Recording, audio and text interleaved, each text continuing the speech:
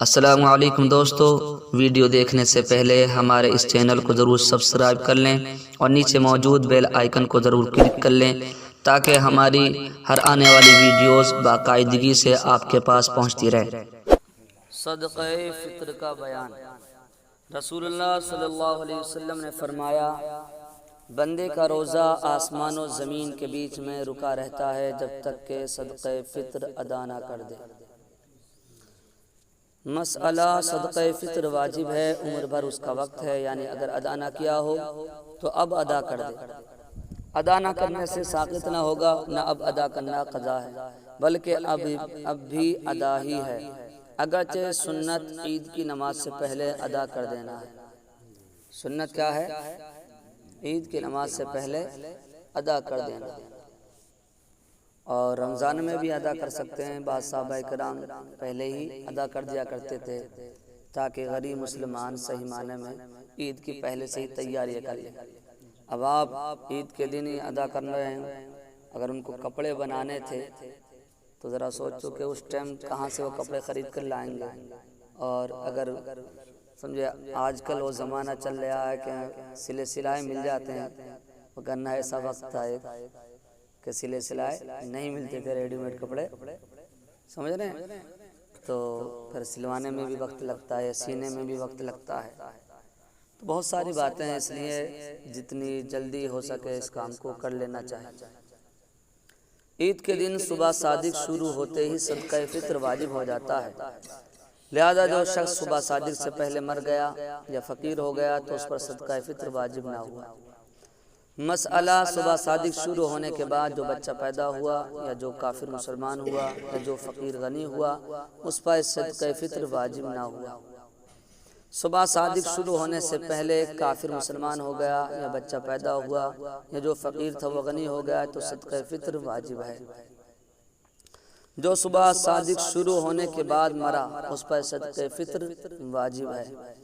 صدقہ فطر ہر مسلمان آزاد جو غلام نہ ہو، مالک نصاب پر جس کا نصاب حاجت اصلیہ کے علاوہ ہو، واجب ہے۔ اس میں عاقل بالغ اور مال نامی ہونے کی شرط نہیں، یعنی مال پر سال گزرنا بھی شرط نہیں۔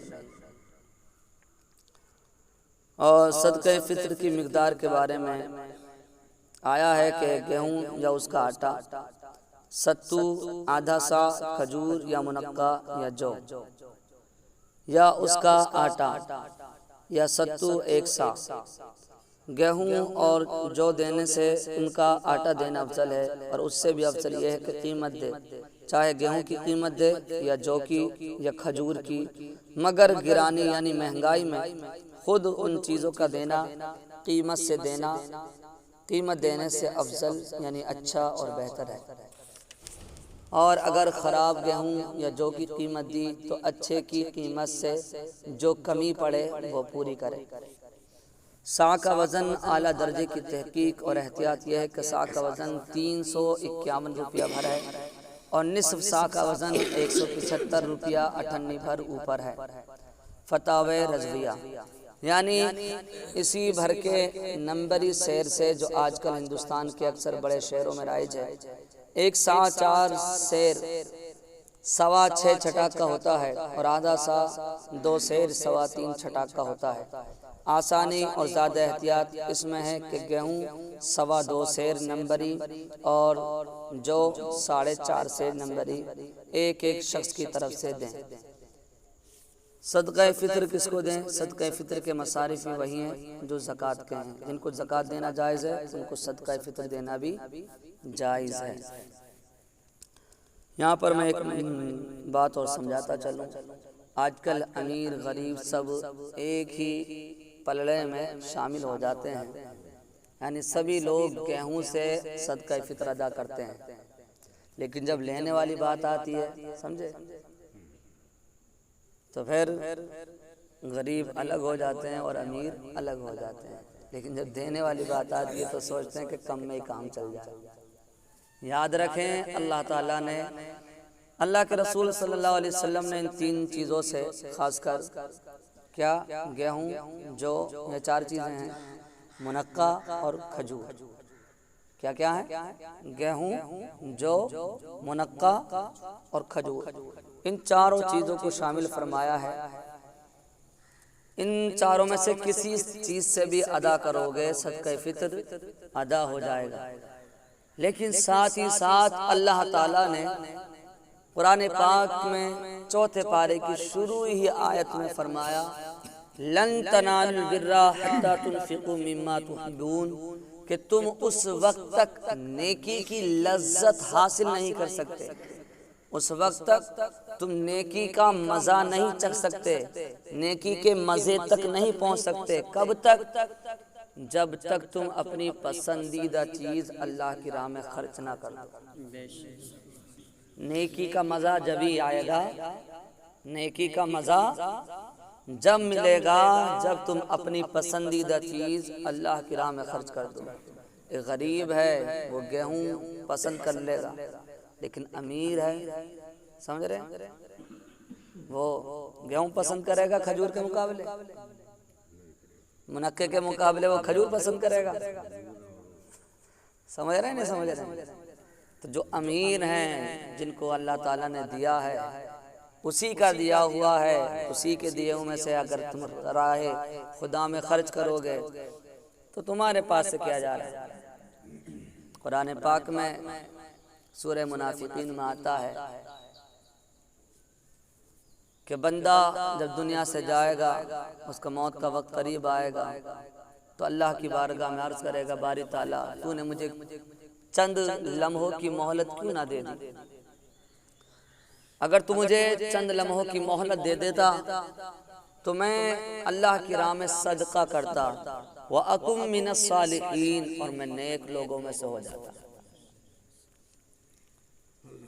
تو اللہ تعالیٰ، اللہ کے رسول نے جہاں یہ فرمائے چار چیزوں کو سامنے رکھا، وہیں اللہ تعالیٰ نے یہ ترغیب بھی دلائی کہ میرے بندو یہ چار چیزیں رکھ تو دی ہیں سامنے میرے محبوب نے، لیکن یاد رکھنا نیکی کی لذت تم تبھی پا سکو گے، نیکی کا مزہ تبھی حاصل کر سکو گے جب اپنی پسندیدہ چیز اللہ کی راہ میں خرچ کرو گے۔ تاریخ میں آتا ہے حضرت عمر بن عبدالعزیز اپنے وقت کے خلیفہ تھے، پوری سلطنت اسلامیہ کے خلیفہ تھے آپ حضرت عمر بن عبدالعزیز۔ لیکن کیا اللہ کی راہ میں جب وہ صدقہ کرتے تو چینی یعنی شکر صدقہ کرتے۔ کسی نے پوچھا حضور آپ تو اتنے مالدار ہیں، اتنا سب اللہ تعالیٰ نے آپ کو عطا فرمایا ہے، لیکن آپ چھوٹی سی چیز شکر صدقہ کرتے ہیں؟ تو فرمایا کہ کھانے میں سب سے زیادہ مجھے شکر پسند ہے، اور اللہ نے فرمایا ہے جو چیز تمہیں زیادہ پسند ہو وہ اللہ کی راہ میں خرچہ کیا کرو۔ ذرا سوچیں، امیر کھجور اور منقے کے سامنے گیہوں کو پسند کرے گا؟ سمجھ رہے نہیں سمجھ رہے؟ اسی طرح سے دوسری بات یہاں پر سمجھاتا چلوں، جو لوگ اس عمر کو پہنچ گئے ہیں کہ روزہ نہیں رکھ سکتے، ان کے لیے قرآن پاک میں ہے کہ او فدیۃ طعام مسکین، کہ وہ کسی مسکین کو یا تو صبح شام بھر پیٹ کھانا کھلائیں 30 روزوں تک، سمجھ رہے ہیں، 30 دن تک بھر پیٹ کسی مسکین کو غریب کو کھانا کھلائیں 2 ٹائم۔ اگر ایسا نہیں کر سکتے تو کم از کم اتنا کریں کہ جتنا صدقہ فطر واجب ہے اتنا صدقہ فطر ہر روزے کے بدلے ادا کریں۔ ہر روزے کے بدلے اگر 29 روزے ہوئے تو 29 روزوں کا صدقہ فطر ادا کریں، اگر 30 ہوئے ہیں تو 30 روزوں کا صدقہ فطر ادا کریں۔ یہ ان کے لیے ہے کہ جو اس عمر کو پہنچ گئے ہیں یا ایسی بیماری میں مبتلا ہو گئے ہیں، ان کی طرف سے یہ کرنا چاہیے۔ اور خاص کر ہمارے بوڑھوں کو اپنے بچوں سے، اگر ان کے پاس میں اتنا مال نہیں ہے تو اپنے بچوں سے کہنا چاہیے کہ ہماری طرف سے ہمارے روزوں کا ہم روزہ نہیں رکھ سکتے، اس حالت کو پہنچ گئے ہیں، بڑھاپا آ گیا ہے، تو ہماری طرف سے صدقہ فطر ہر روزے کے بدلے ادا کریں۔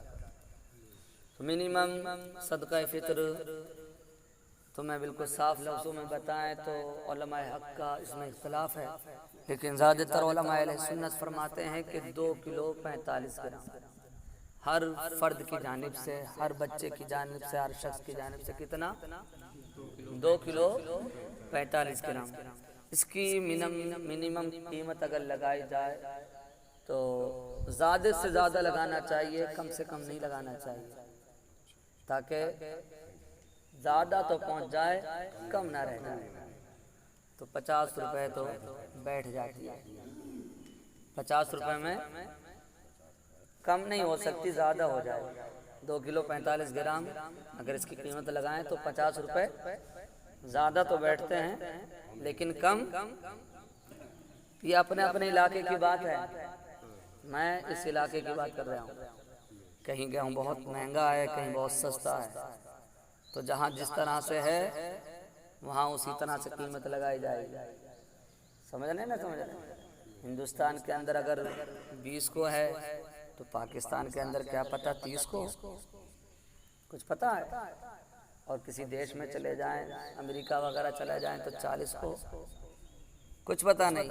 تو جہاں جیسی قیمت ہے اسی حساب سے صدقہ فطر نکالنا چاہیے، اسی طرح سے ادا کرنا چاہیے۔ تو 50 روپے ہر فرد کی جانب سے ادا کریں، اور جس شخص نے روزے نہیں رکھے ہیں تو اس کے 30 اگر روزے ہوتے ہیں تو سیدھے 1500 روپے اس کے روزوں کا صدقہ ہوگا۔ کتنے؟ 1500 روپے۔ تو ذرا سوچیں، یہ دینی مسائل ہیں، شریعت کے مسائل ہیں، یہ میں اپنی طرف سے کوئی بات نہیں بتا رہا ہوں، یہ قرآن و حدیث کی روشنی میں آپ کو سمجھا رہا ہوں۔